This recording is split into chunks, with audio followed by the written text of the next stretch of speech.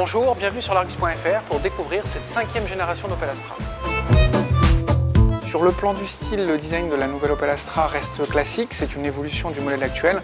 On verra quelques évolutions notamment à l'arrière au niveau du montant de custode, mais l'essentiel se passe à bord. Alors allons-y sans plus tarder.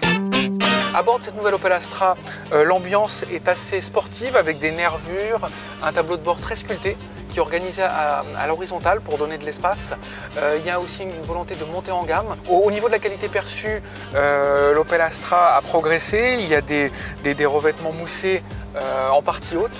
Et revers de la médaille, au bas de la console centrale, c'est grainé, c'est plutôt dur, c'est des plastiques qui contrastent vraiment, donc on voit qu'on a mis l'accent dans le champ de vision du conducteur, sur les éléments qu'il verra la plupart du temps pendant l'utilisation du véhicule, mais en revanche, tout ce qui est périphérique, tout ce qui est annexe, ça dénote un peu.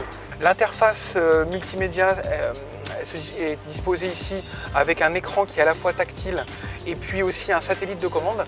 C'est bizarre en termes d'ergonomie parce que généralement les satellites sont plutôt positionnés ici pour qu'on n'ait pas à quitter les épaules des sièges, alors que là, que l'on fasse un mouvement tactile ou qu'on utilise le satellite, finalement c'est dans la même zone de préhension, donc c'est un peu bizarre comme positionnement, mais bon.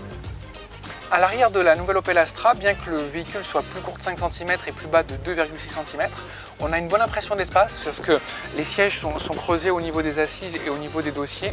La place centrale est plutôt accueillante parce qu'ici il y a un bourrelet qui est bien intégré. Et puis finalement, sur les côtés, le vitrage est plutôt étiré. On n'a pas une impression d'enfermement et c'est plutôt un véhicule familial et qui permettra de voyager occasionnellement à 5 personnes à bord.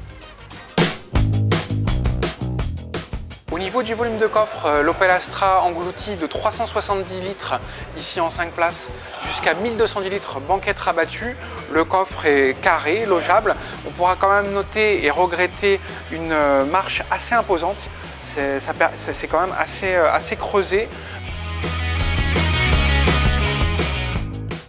La palette des motorisations de la nouvelle Opel Astra s'articule autour de 3 blocs essence. En entrée de gamme, un moteur à 3 cylindres 1 litre turbo de 105 chevaux.